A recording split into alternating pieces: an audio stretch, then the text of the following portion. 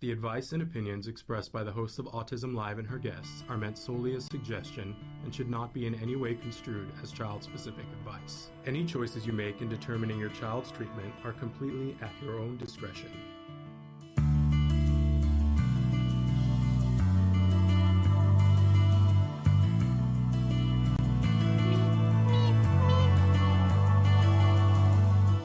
Good morning and welcome to Autism Live. I'm Shannon Penrod. We're coming to you live from our studios in Woodland Hills, California.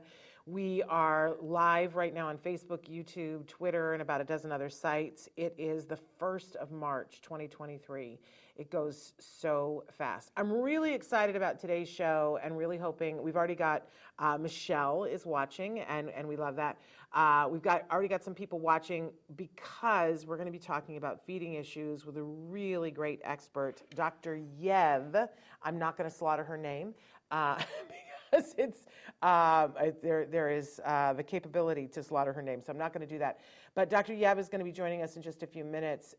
She's amazing. I had the opportunity to meet her in October of last year when I was up in Seattle, the lovely city of Seattle, for a speaking engagement for WABA. And met so many amazing people, but really Dr. Yev was a standout amongst those people. We'll talk more about that in a minute. And sorry that it's taken us so long to get her on the show, but she's busy and we have been busy. But it's here, it's today. And she's going to talk with us specifically about feeding issues and what she's been working on for families. I think you guys are going to be really, really excited. So if you have a specific feeding question, you can go ahead and write it in now and we'll share that with her when she joins us. And I know that there was a very specific feeding question that was asked yesterday, and of course I didn't bring it in with me. So if you're there and watching, ask the question again, because I sort of remember it and I don't want to get it wrong. Okay, but before we do all of that, I want to remind you of a couple of things. We're live right now on Facebook, YouTube, Twitter, a bunch of other sites. Traven's going to show those to you in just a second. And but interaction is available right now if you're watching us live. Now, many of you don't watch us live because your life is busy and you have other things to do at this particular hour. Well, we've got you in two different ways here. First of all, actually, we've got you in a bunch of different ways, but you can go to our YouTube channel and watch any of the videos that we've done in the past 12 years. They're there. You can search topics and see what, good morning, Susie V. And so all of that's there on the YouTube channel, but we also podcast the shows. So, and now we podcast this show audio only, so you can get us in all the places that Traven is about to show you, including iHeartRadio, Apple Podcasts, everything that there is. And we hope that you will check us out in whatever forum works for you. Now, if you want to be able to write back to the show or suggest topics or ask a question, there are a couple of different ways that you can do that. You can write in on the Autism-Live site. It's not perfect. You can go there and you can ask a question there on the comment, the chat. It's sort of misleading because it leads you to believe, oh, I'm going to ask the question and somebody's going to answer it back here. We don't have the capability of doing that. That's not really what it shouldn't say chat. It should say question, right? But it doesn't. We're going to get that changed. We are. So anyway, feel free to write in there. I think the quicker way, the more efficient method is to email me directly. And that is, my email is shannon@autism-live.com. You can write directly to me, and if you're referencing an expert that was on the show, just do me the favor of telling me as much as you can remember about the expert, whether it's, I saw them on the show 2 years ago and they were talking about this and, it was a lady with white hair. That helps me narrow it down. You'd be surprised. Especially if you tell me this is what they were talking about and this is my question. Because then what I do is I go back to them and say, this question came in about something that you were saying, right? Otherwise, it's a general question. It comes to me and I will go to Dr. Grampiche to answer questions that I don't know. And sometimes I might have a resource for you, of a place for you to go and ask them. So we try to do the best that we can. And all of that is a free service to you guys. Good morning, Christina. Thrilled to see you there. So those are the ways that you can be interacting. But I also want to say that we have coming up on April 4th, we are launching the first ever Autism Network Podcastathon. And this is when we are going to go live for 44 straight hours, nonstop, the whole time. It's a little crazy, and I am terrified. I'm just admitting that, but I'm getting less terrified because we're certainly not doing it by ourselves. And we have so many people who are going to be participating with us. Any top podcast about autism, it's going to be here during that 44 hours, doing their own shows for you. We are also going to have several hours of Ask Dr. Doreen and several hours of Autism Live. I can tell you that Dr. Temple Grandin has already agreed to be live with us on the first night.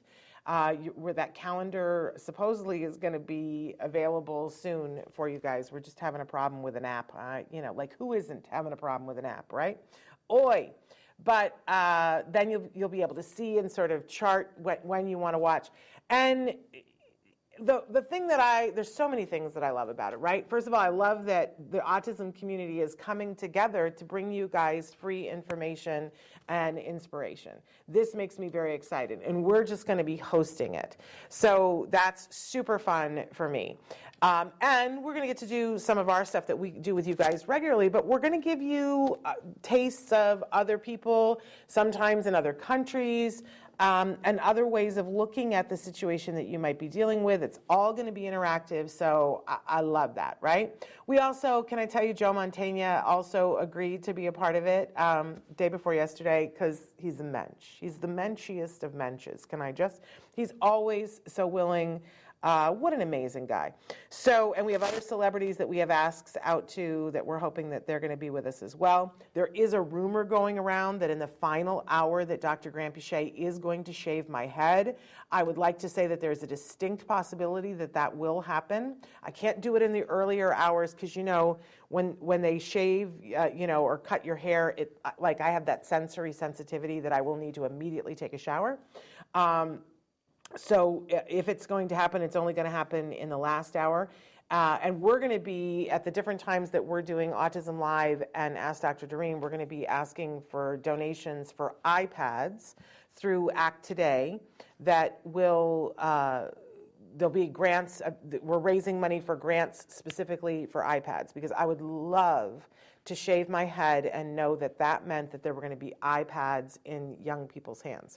So lots of stuff. We're also hoping to have some great giveaways during the 44 hours, but great information, great inspiration. Yes, I'm excited too, Christina. I'm verklempt. I'm so excited about it. And also, so many of you have said around the world, gosh, we really love your show. We'd love to feel what it would be like to watch live. So there will be plenty of opportunities. I can tell you that on the first day, so the first day, which is the Tuesday, we will do Ask Dr. Doreen in the morning as we always do.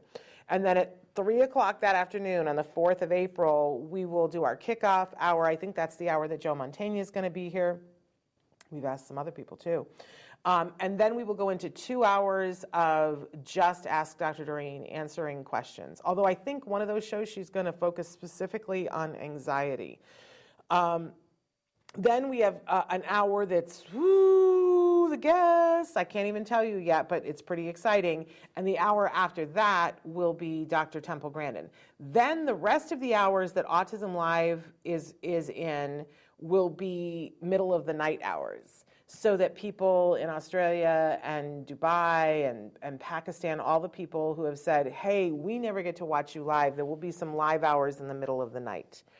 And one of those hours, I did a one-woman show called the Autism Monologues that was a comedy show, and we never were able to show you some of the things from that because there's some pre-recorded elements of it. But one of the hours, we are going to be showing some of the pre-recorded elements of the Autism Monologues, and the director of the show will be here with me talking about that. Philip, good morning. Thrilled that you're here. So today we're going to be talking about feeding issues, and I do want to say, first of all, that we have lots of experts that are going to be with us during that 44 hours. We have lots of experts that are on the show on a regular basis. I do have to give the disclaimer that I am not an expert in the field of autism.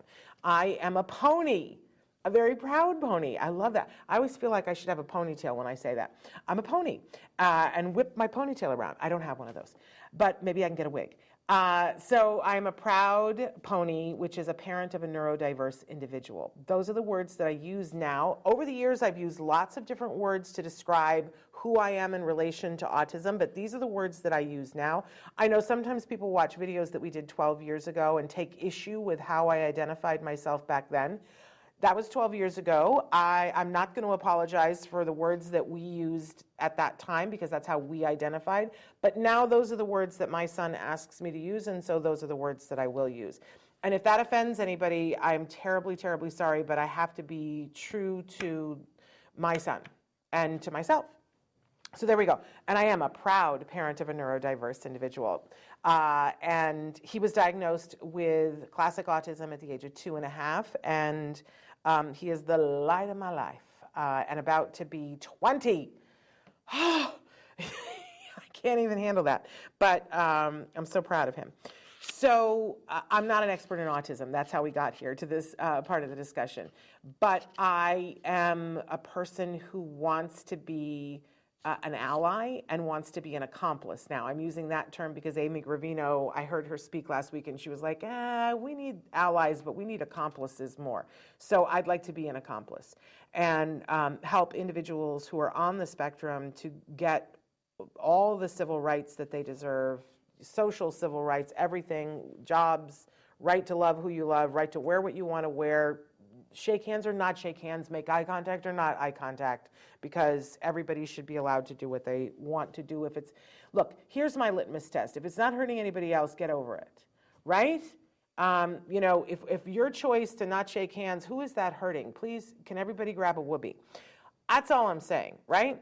Okay, so in any case, that's who I am. Don't confuse me with the experts, but do confuse me with somebody who cares deeply about whatever it is that you are facing right now. This is not a one-size-fits-all community. And by the way, this show, we seek to embrace the entire community. Of course, that starts with individuals who are themselves on the autism spectrum. That's an of course, right? Their needs, their wants, what they want to say, what they need us to hear, right? So, of course that. But then we welcome everyone who loves those individuals, everyone who is trying to support those individuals. That might be a parent, it might be a caregiver, it could be a grandparent, it could be a teacher, it could be a BCBA. Anyone who wants to support those individuals to live their best lives, that's who this show is for. And we take that pretty seriously. And we have all kinds of programming now on the Autism Network to fit different needs that you will see. For instance, Stories from the Spectrum on Fridays is solely the voices of those on the spectrum and no other voices, which I'm very, very proud to be on a network where that is a priority. Okay. So we want to start with Jargon of the Day so we can get to Dr. Yev, and because we're talking about feeding issues today, we decided to go with the big feeding issue jargon that there is, which is often very misleading. So let's take a look. First, we're going to give you the actual definition, then we're going to give you a working definition and try to give you a context for this. Because I think the first time I ever heard Pica,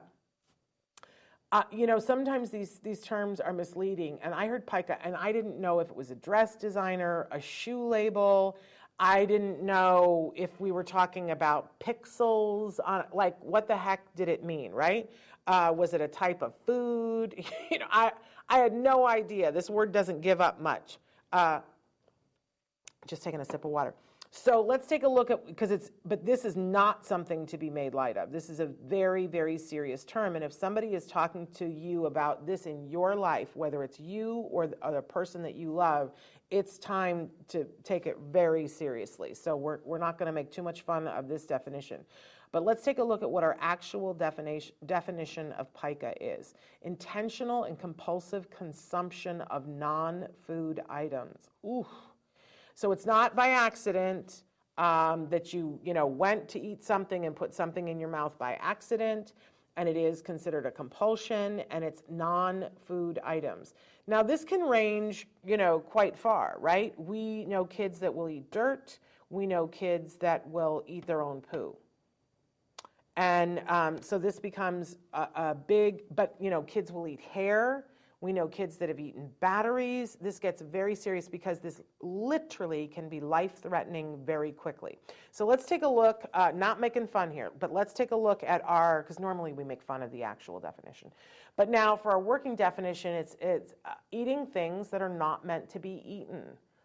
And I think sometimes that definition helps parents to get a little clearer about it, because I think when you have a girl and she sticks her ponytail in her mouth and she sucks on it, but ends up eating a little bit of hair every day, I think that a lot of parents go, well, that's just a thing and it's not that big of a deal. It actually is a very big deal, because we don't want Pica to get any worse than it is at any given moment. In fact, this is one of those things where there's a lot of things that we go, well, they want to hand flap. Well, when they have time to hand flap, let them hand flap, right? Pica is not one of those things, because it can easily transfer from one thing to another, and it can be, as I said, life-threatening. Even having hair, because your body can't digest hair. And there have been a couple of times with not necessarily people on the autism spectrum, because not other people engage in Pica, right? It's not just something that happens with individuals who are on the autism spectrum. But we've seen cases where young women have had to have surgery when they're like 16, 17, 18 to have a hairball removed from their stomach. And that's a big surgery. It's not a surgery that anybody wants to do, but it's restricting their ability to take in nutrients. But we've seen other kids ingest, like I said, things like batteries, and should the batteries come open, that's acid. And that is no bueno. And we've got somebody already writing in about needing some behavioral help for poop eating, also feeding therapy and dietary supplements. This is where it all gets, real serious, because our kids, some of them will engage in Pica with the poo. And I think it's so devastating for parents, because there are some things that our kids eat that we go, oh, okay, that's a problem, and it just is the problem, and how do we address the problem? But I feel like with the poop, it becomes a thing of, oh, and it's shameful too, and people are going to be disgusted by it, and people aren't going to be around my child. People, his grandmother isn't going to want to kiss him, so on and so forth, right? There's stigma attached to the eating the poop, so it's extra. There is help for Pica, but it's very individualized, and you need professional help.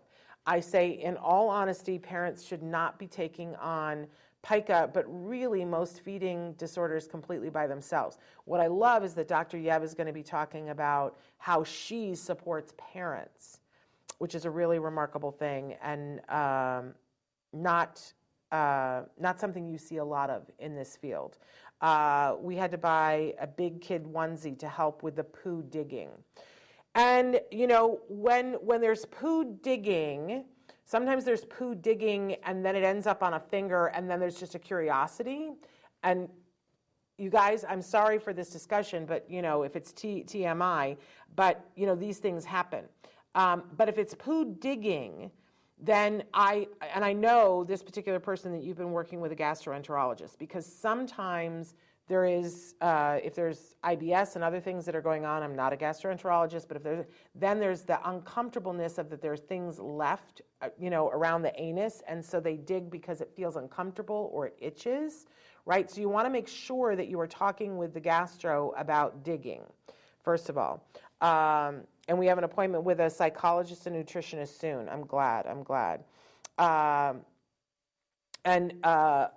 Yes, my son, and now he has grown out of it, or in the probiotics house, and he takes himself to the toilet now when he has to poop. Wonderful for that parent. And she says, we went through that, and I'm so thankful that it's over. Yes, and I'm thankful that you're being an example of a parent that, yes, you can get through it. I don't know how much I don't embrace the grow out of it kind of thing. And I don't want anybody to get the idea that, we'll just wait and see if they grow out of it, because too often what we see with Pica is that once it starts, if we don't get control over it, it can lead to other things. So we don't want to do that. So this is serious business, and it's time to, and I see that the other mom, that you've got appointments, and that's good. I would use this word to say that this is what's going on to get their attention. They may ask you specifically, then talk, and if you can, take data on what is happening. We've done it before, that 3-sheet, ABC, you know what I'm talking about, Christina, I know you know. Take some data on it before you go and meet with those people, and you'll get more out of that appointment, is what I'm going to say. So let's talk about our guest, and she's got a lot of things that she's going to talk. I didn't specifically ask her to talk about Pica, but if it comes up, it comes up. So I am referring to her as Dr. Yev, because that's how I heard her students refer to her, and I'm going to go for it and slaughter her name. Dr. Yev Veverka, she's going to say it for us, is the Interim Director of Applied Behavior Analysis Program at the University of Washington and a Board Certified Behavior Analyst Doctoral. So she's a BCBA-D. She's Dr. Yev. Her research and practice interests include autism spectrum disorders, parent and caregiver coaching, we love that, and mealtime support and intervention, which is why she's here. With the Herring Center's FEAST program, and FEAST stands for, get this, feeding, eating, and supporting together. Don't we love that? Dr. Yev has developed a tiered approach to mealtime support for early learning settings. How much do we love that? The FEAST team has been manualizing, researching, and disseminating their approach to this use in early learning settings across the nation. Dr. Yev is passionate about helping family mealtimes feel fun and successful through caregiver coaching and education. She is also a parent herself, 3 children, one of whom was on the spectrum, which I know from talking to her has really fed the direction that her career has gone, and that her experiences have led her to her interest in the reform of applied behavior analysis. Yes, I said the reform. I know many of you will be excited to hear that. She is the co-founder and co-organizer of the Coalition for the Reform of Applied Behavior Analysis. It's a group dedicated to the continuous improvement of the application of ABA to improve the quality of life for its consumers. I think we can all be excited about that. So, Dr. Yev, are you there? I am here. All right. How badly did I slaughter your last name? And say it for us so that it's not. Actually. What is your last name? Veverka. Veverka. Oh, it sounds so much better that way. That sounds exciting. Okay. So good to see you again. The last time I saw you, you were charged with having to drive me all over the state of Washington, but I was thoroughly enjoying it. So I appreciate it was fantastic. Me too. I appreciate your time. So let's get started with, how did you become interested specifically in your work around mealtime? Yeah, so I think most people can relate to this that work in the field of autism, but as early as I remember, I would work with families from when I was a behavioral therapist and through my time as into becoming a BCBA.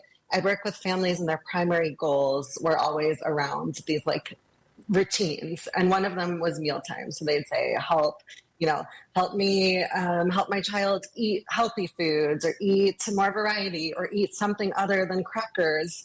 And I remember distinctly doing trips to Burger King on a regular basis to get the same, hamburger patty, plain, no ketchup, with the side of fries, and anything that was different about it wouldn't be eaten. Families would often tell me that their healthcare providers weren't concerned about the growth, and so they would kind of just brush it off as typical. And then families would come to me and say, but then why am I crying over it? Why am I so upset over it? Why can't I feed my child? And I realized that there's a lot of pressure around children as a caregiver.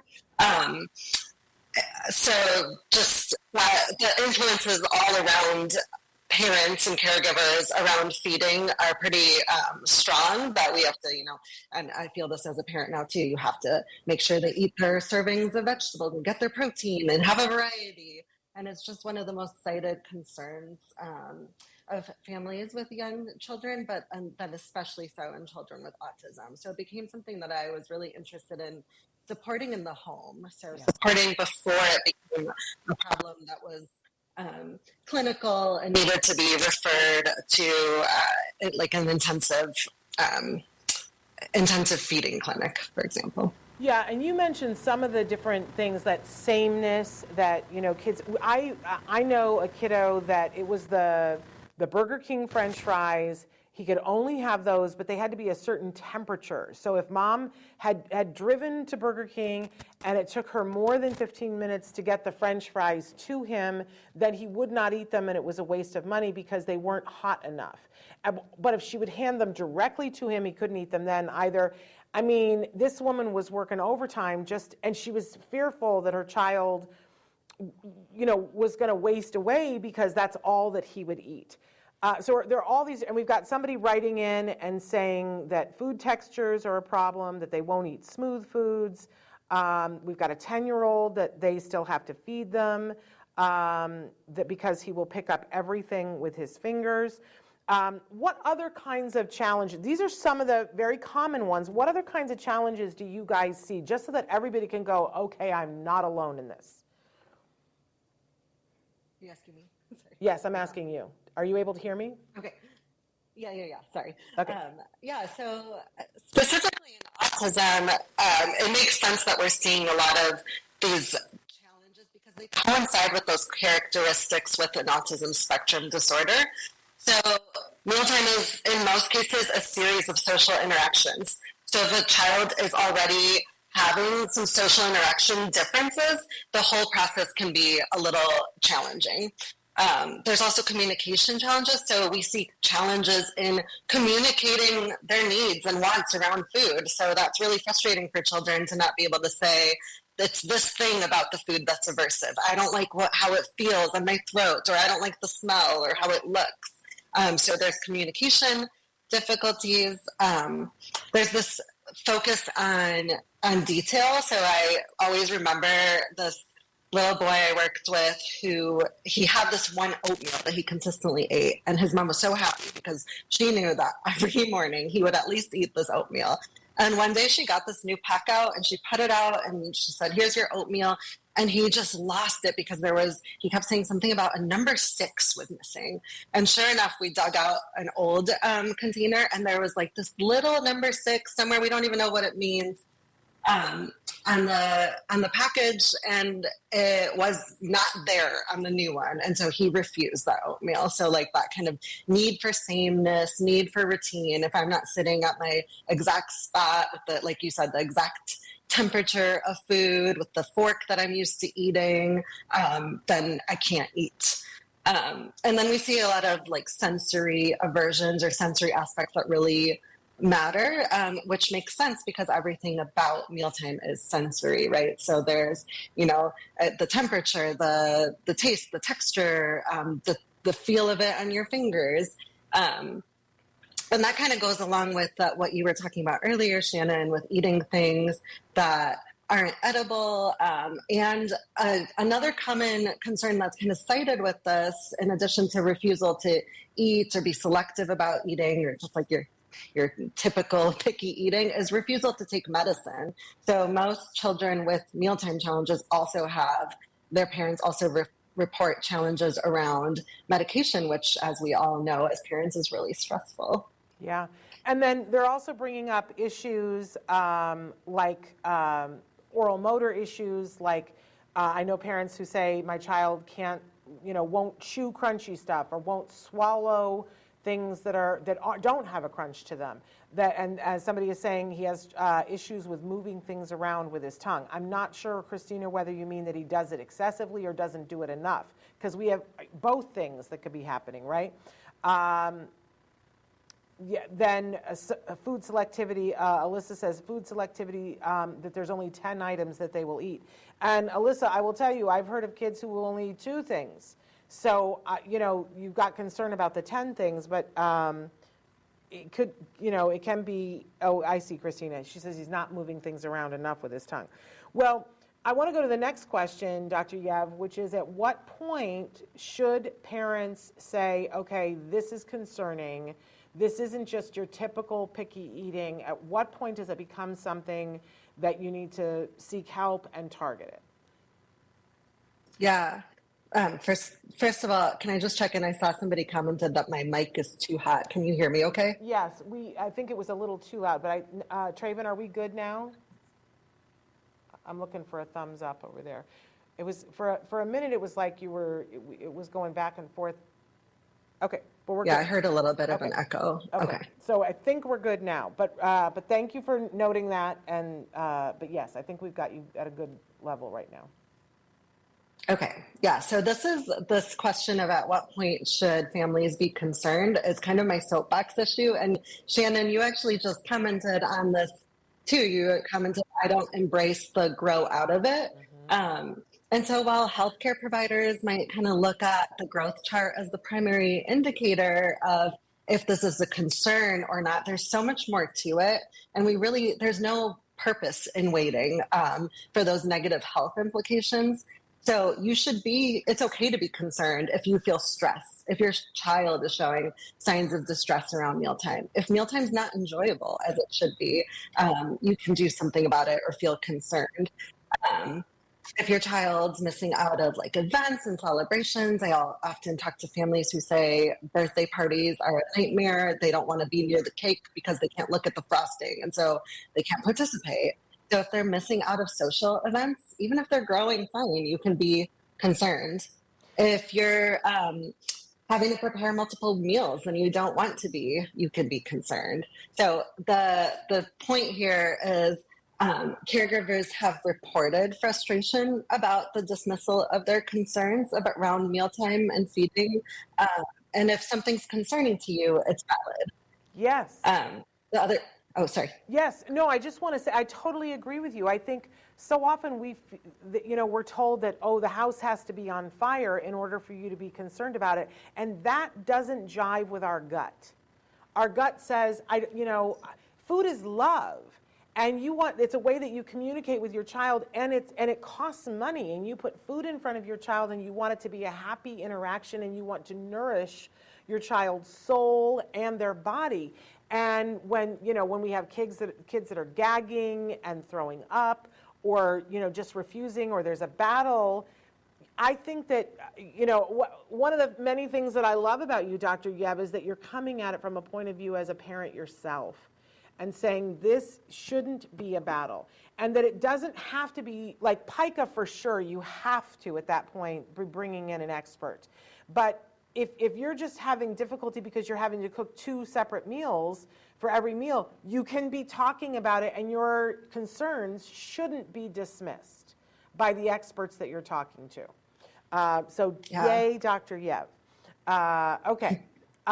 So what are some things, let's go into some practical things here about how families can make that mealtime more successful. Yeah. So I kind of think about this in 2 categories. One is just like setting yourself up for success, and the other is those support strategies that you can do when interacting with food.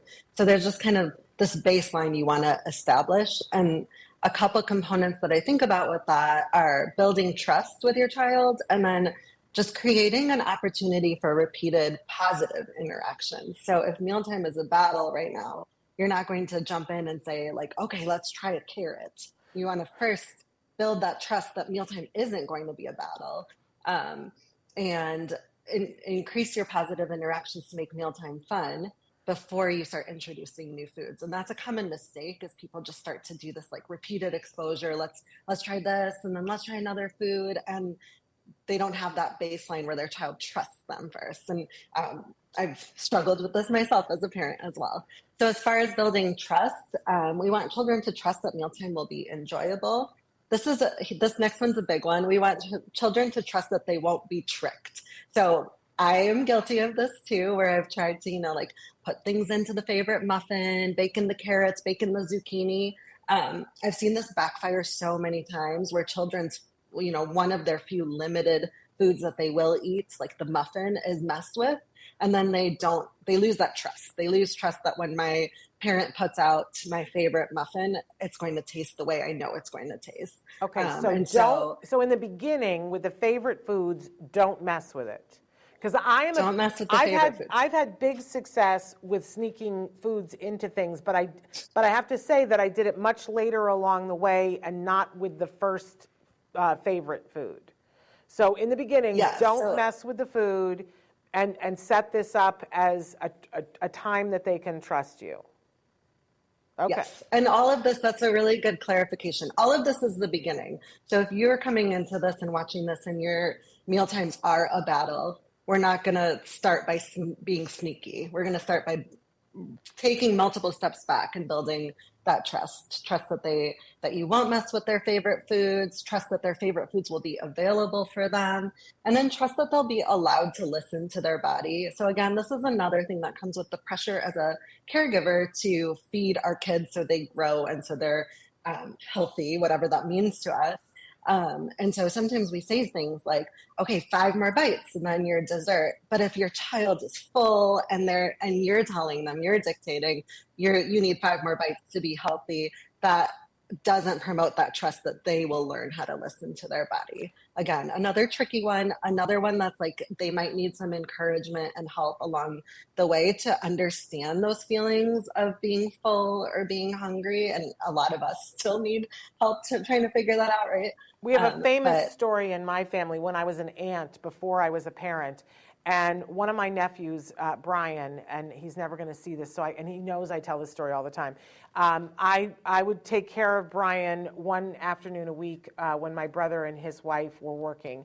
And I picked him up at daycare, and I would take him to the store and let him pick out what he wanted to have for dinner. And he picked out a can of the SpaghettiOs that were gargoyle shaped. Nothing would do. He wanted the gargoyle-shaped SpaghettiOs. And so I bought them for him. I went home. I prepared it. I fixed it for him and thought he's going to be ecstatic. He ate a couple of bites of it, and he was like, no, I don't want any more. And I'm like an aunt, and I'm the fun aunt. It's gargoyle pasta. You asked for it. And I was like, you have to eat 5 more bites at least.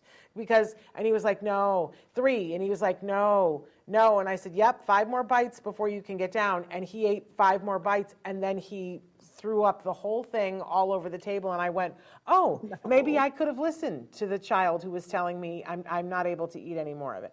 It was quite, and I had to clean it all up, and it was quite the lesson to me of, okay, because I don't want anybody standing over me telling me, when I'm full, 5 more bites. So that helped me when I got to parent my own kid. It's like, maybe we're done. That's such a great example. Yeah. Several more comments here. Somebody says, my kid smells everything, determine if he's going to put it in his mouth or not. So in this stage, you would let them, correct? You'd be like, let them smell absolutely. it. Absolutely. Okay. So in the beginning here, I can hear people going, what? I get to just end the battle? I'm going to give them what it is that they want? How long would this phase last, Dr. Yev? So it's hard to put a time on it. And I know it's frustrating and it's hard to be patient when you're still kind of in these beginning stages. But I think a question you can ask yourself is, what does mealtime mean for my child right now? And if it means, oh shoot, I have to put away my favorite toy and I'm forced to eat, and then I'm going to start the bedtime routine, and it's just all these demands are going to come out and my night is over, then it might take a lot longer to kind of build this, you want them running over to the mealtime. When you say it's time, you want them excited, you want them coming over, ready to sit down or wherever you have your meal.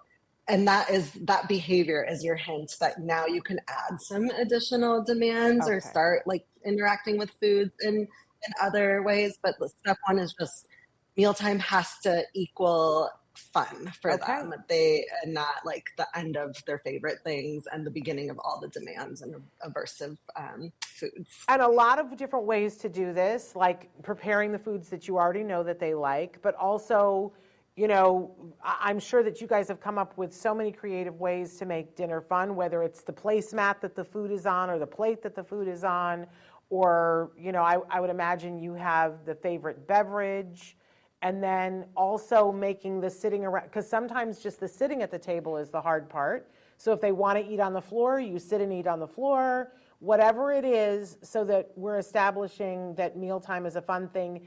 And we establish that before we add anything more. Have I got it right?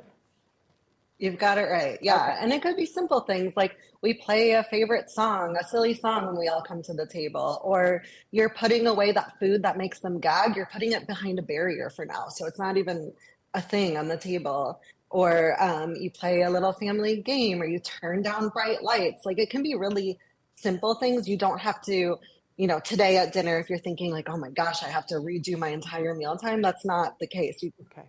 add a little fun component. Or if you're a family where you're having to feed your child and then eat separately because of your mealtime concerns and challenges, then maybe it's just having them play their favorite game or watch their favorite show at the table instead of in the other room or wherever you're eating, having them there with you doing a favorite thing, establishing mealtime as fun, even though mealtime for them at this point doesn't mean eating with the family. So now, some of this, taking away the battle of it, is going to make some of you go, no, but we have rules and we have customs and my mother-in-law won't.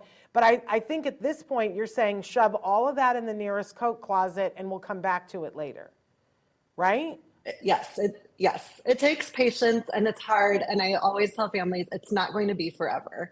But if you want to establish, if you want to remove that battle and kind of flip the way mealtime feels for you and your child, you have to start by pairing it with those fun things first. Okay, Rosemary loves the idea of playing the favorite song right before mealtime. And Joannie has said that her 10-year-old with ASD doesn't know when he's full or hungry. How do we teach that? He will ask for a snack and I offer something healthy and he says, no, thank you.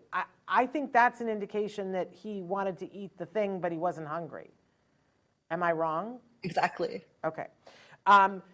Because when they are I had the kid, because of other things, I had the kid that would eat vegetables and we would be in a restaurant and people would go, I've never seen a baby eat vegetables before. How are you getting that baby to eat vegetables? And I would always say, because he's hungry and that's what we put in front of him. Now, that doesn't work for all kids, right? Because if they have a sensitivity to things or whatever, but he had that from the time that he was a baby because I was a vegetarian. So vegetables were what we had and was available, and he was hungry. We hadn't let him snack beforehand, so he would eat the vegetables. And I have seen kids eat things that the parent says they will not eat, but we took away the sugar snack that they would normally have at 4 o'clock so that when it was dinner time, they were actually hungry. I don't want to take you off of your thing. But I think, Joannie, if you offer him something that's healthy and he says no, eventually he's going to be hungry enough to want that. Or am I completely wrong, Dr. Yev? I mean, I know this is an annoying answer, but it kind of depends on the kid. In some cases, that's completely right. In other cases, that it's kind of a myth that kids eat when they're hungry. It's like kids eat when they're hungry and the correct circumstances surround them. And so like I think about myself too, like even if I'm hungry, if something's put in front of me that gives me a gag reaction, I'm not going to eat. That's or true. If something's put in front of me, or like if I pack my lunch, and you all have probably done this, if you pack your lunch with you but it's your like leftovers that you've been eating multiple days in a row and you're hungry and you take it out and you're like, oh, I'll take a few bites, but I'm not really that excited about it. And then your hunger, like the motivation to eat can change depending on the context around you. A good point. Good point. Okay, so once we get to the point where we feel that we've got that baseline of dinner is now no longer a battle, your child trusts you, and that for some people that might take a week, and for other people that might take a while, right? Like maybe even 2 months. That it could take to establish that baseline. But once you've established the baseline, what's the next thing on your tier?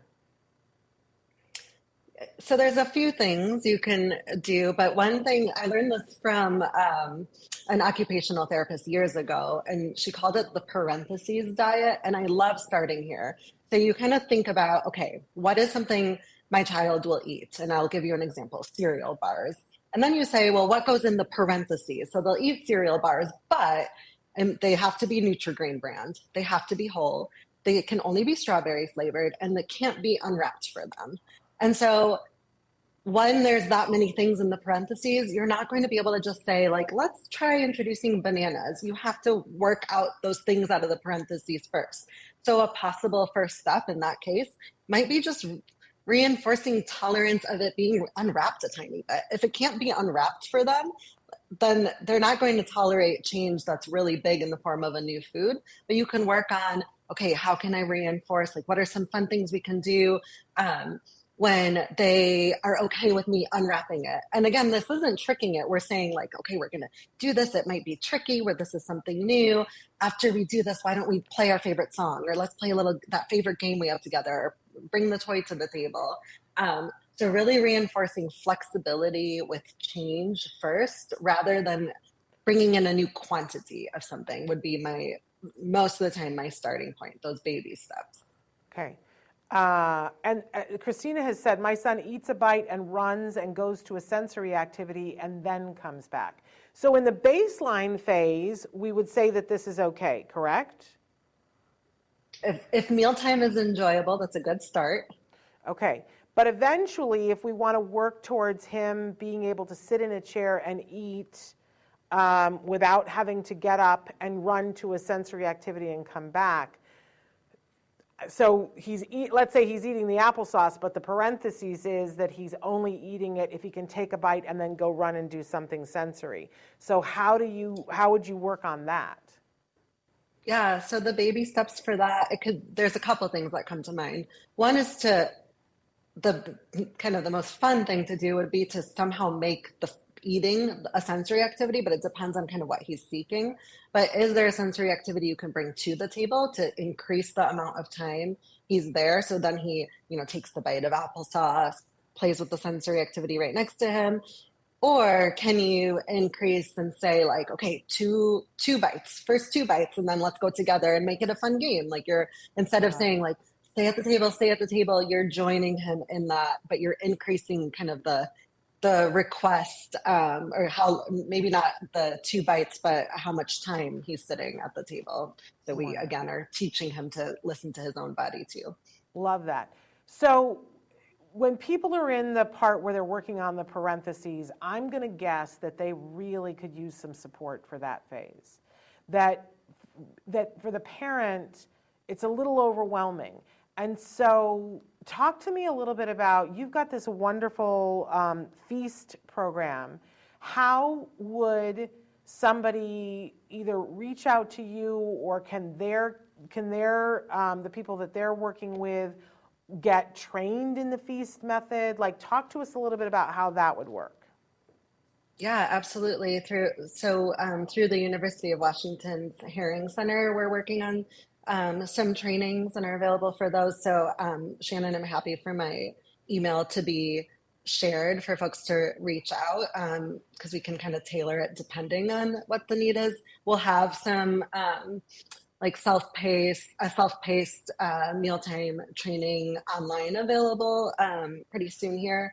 But yeah, we can certainly work to support folks in whatever that means for them. Okay, so I would definitely reach out to Dr. Yev. You guys, do you want to say what your email is for those that are listening in podcast?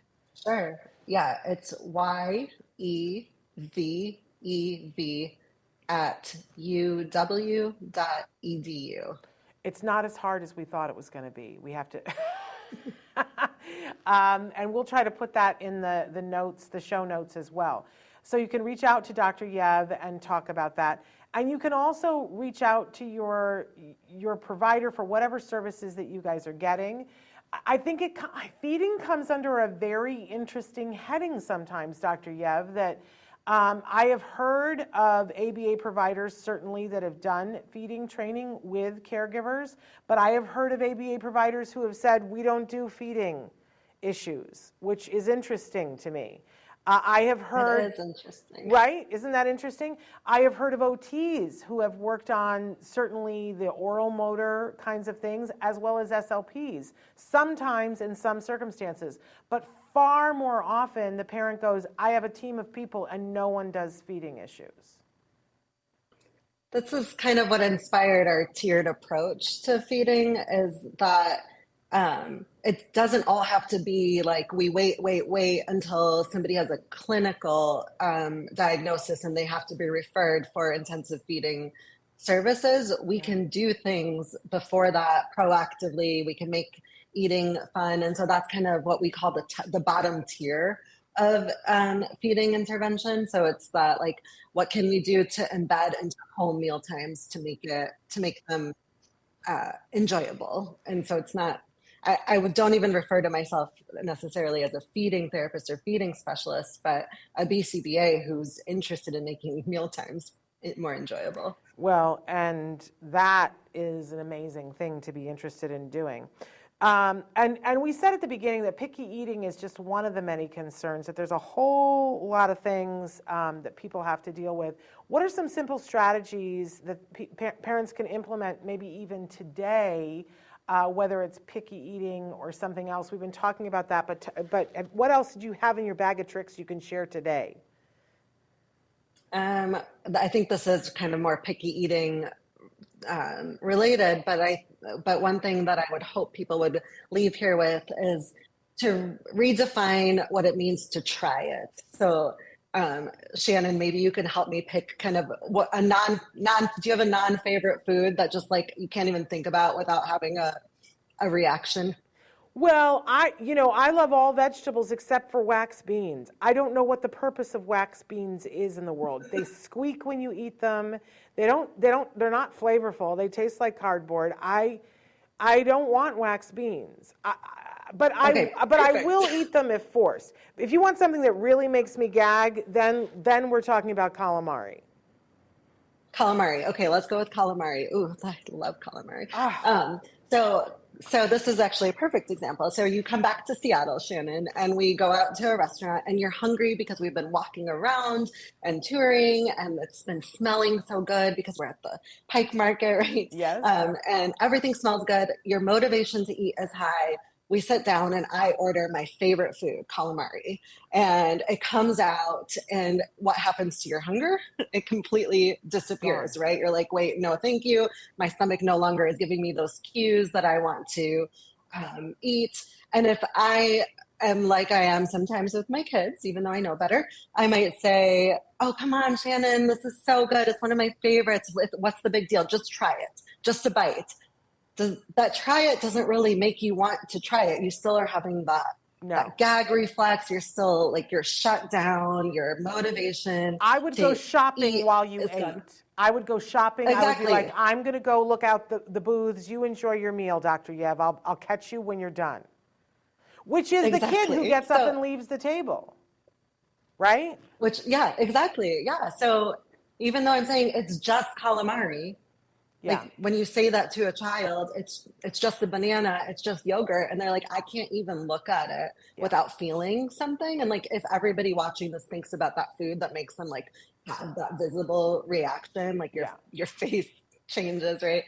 So redefining try it is the thing that I would encourage everyone to do today. So try it can mean just look at it and stay with me, and let's order you something else and you be okay with me eating it first. So that could be an exposure. And this repeated exposure really works. So exposure doesn't have to be put it in your mouth, like chew, swallow, eat an entire serving size. It can just mean be tolerant of it today. And then maybe down the road, you get used to it being offered and you might touch it, you might smell it, you might dip it into like your favorite sauce of all time and kind of like lick the sauce out of it, get a little bit of taste out of it. But it's going to be a long time before you're willing, if ever, to actually take a bite of it. And so just redefining that and kind of following your child's lead to put more of their favorite foods or like, combine foods in a way that might be more fun or more enjoyable is, I think, the one kind of easy thing to start with. And I love that all of these things don't require the parents to rearrange their entire lives. Because a lot of times, the advice that people give us, it's like, oh, I have to do everything different, which I feel like as a parent makes me go, oh, so it's all my fault, right?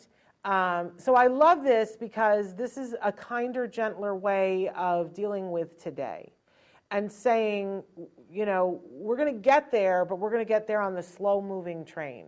And we've seen, research shows that exposure thing does work. I could see where if there was like 32 times that you sat and ate calamari in front of me and then eventually said, you know, do you just want to smell it? I could see where it might take me 2 years, but I probably could eat a piece of calamari.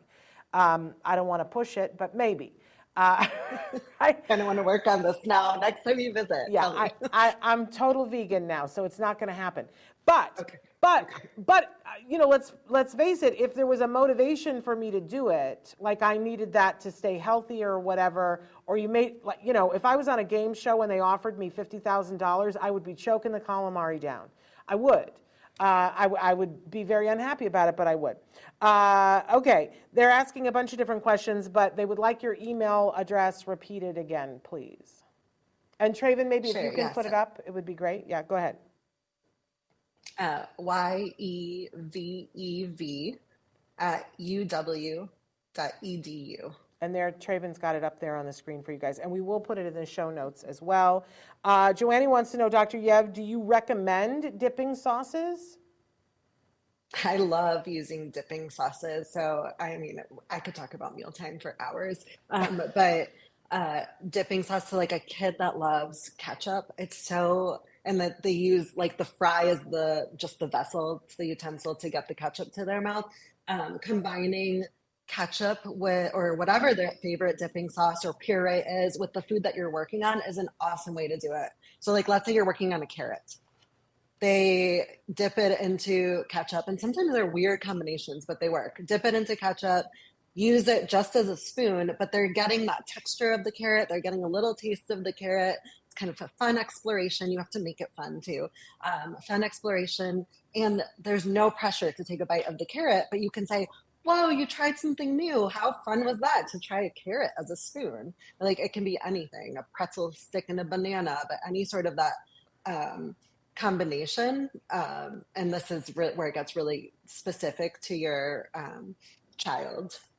And I love doing that. Okay, and Rosemary asks, any tips for kiddos that are nonverbal and still working on receptive language in relation to trying new foods? What I'm currently doing is placing her non-preferred food in her mouth and counting to 10, and then she spits it out. I think if that's working and it's not aversive, like if she knows that she has that out to spit it out, then that's great. But really, like, the language piece isn't necessary for combining foods in ways. So if you make a list of kind of her favorite foods and then foods that you might want to work towards, how can you combine those? You don't really need, like, you have a nonverbal way for her to communicate that she's okay to spit it out. Sometimes we'll use like a no thank you bowl or a plate where it is like the discard plate where we allow kids to take food out and say like, nope, that's not happening today. So you can do that non-verbally and just kind of demonstrate that is available for that purpose. But really just kind of the pairing non-preferred with preferred foods. Again, as long as there's no signs that it's aversive and that you're losing trust or that mealtime is becoming not enjoyable. Right. It can't be traumatizing. Right. And we've seen that. We've all seen it, whether we've been a part of it or not. We've seen something that's traumatizing at the dinner table where somebody is forced to put something in their mouth and then it turns into something else. And it's a whole, it's a whole Jerry Springer show, right? And I think most people remember a moment where somebody forced them to eat something when they were a kid. We didn't like it. So just make sure that it's not something that's traumatizing. Okay, there was something else that I was going to ask you about and I completely forgot because I lost my train of thought there. But we're out of time anyway. But Dr. Yev, this is amazing. Oh, I know what I was going to ask you. it says here that you guys have been manualizing, and I had to look at that 3 times to go, what does it mean to manualize? So, but I think that means that you've been putting it together in a book form, yes? It does, yes. So we're working on this first one is specifically for early childhood settings, and we're a ways out, but our goal is to make this information accessible and easy. So it's a work in progress. We're on the way to it. So I'll communicate that with you, Shannon, once Yes. we're a little closer and have some more information. Wonderful. And by the way, Rosemary loves the idea of the no thank you bowl. I love that too. I have got that from my OT friends. That's a wonderful thing. Well, we thank you, and we're saying hello to everybody at the University of Washington, where your students are, and how lucky are they to have you as a teacher and as the interim director of applied behavior analysis.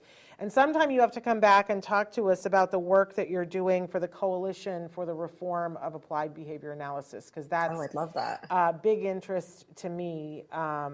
I don't think I would ever have thought about that in those terms, except that now I'm seeing how, for me, what's crazy is how different everybody is doing everything. And while we want people to do things differently because every individual is different, I mean like totally not paying attention to the science different, which makes me itchy and crabby. Which we've had that conversation in the car. We have, yeah. I'd love to talk about it. We'll have to have you back on to talk about that. But please say hello to everybody up there for us, and thank you so much for being here with us today to talk about this important topic. I think everybody really enjoyed it. And expect some emails from Thanks people. for having me. All right, you take care. I will. Bye-bye. You too. Wonderful to have her here with us, answering you guys' questions and talking about this from a perspective that isn't heard as much, which is that this does not have to be a battle at dinner time. All right, we are out of time, but we are back tomorrow with Let's Talk Autism with Shannon and Nancy. Nancy Alspaugh-Jackson will be joining me, and we've got some really important news stories to share with you. We have got a total of 3 guests who are going to be joining us tomorrow. Karen Hale is going to be joining us, and she is a mom and a pony. I don't know how she identifies, but she's a pony, and she is going to be talking with us about some of the things that she's doing on her radio show that you guys will find really interesting. And then we've got a mom and a son who are going to be with us. The son is one of the actors featured in the new Woody Harrelson movie, which one of these days I'm going to remember what the name of that movie is. But you guys have seen the trailer, and is it Champions? I don't know, Traven, if you can tell me. But we've seen the trailers. It's coming out in just a few days. I think it comes out on March 10th. And Woody Harrelson is a professional basketball coach who is tasked with going and coaching a basketball team that consists of all individuals who are designated as special needs. And the actors who played what is the name of it? Champions. Okay, so I'm not crazy. And they are champions. And we get to, I'm sure that we get to see Woody Harrelson's look at what this is and what this coaching opportunity is in a different way. So one of the actors from the team is going to be joining us this afternoon, tomorrow. We're going to tape it this afternoon to be live tomorrow with his mom to talk about what it's like when you get called up to be in a feature film starring Woody Harrelson. And this moment before everybody knows his name, we're going to have an opportunity to talk with this young actor. So you are not going to want to miss that hour tomorrow. And even though we're taping it this afternoon, I will be watching it with you live tomorrow. So any questions that you have, you can ask those in real time tomorrow, and I'll be answering. All right? We'll be back then. Until then, give your kiddos a hug from me and one for you too. Bye-bye for now.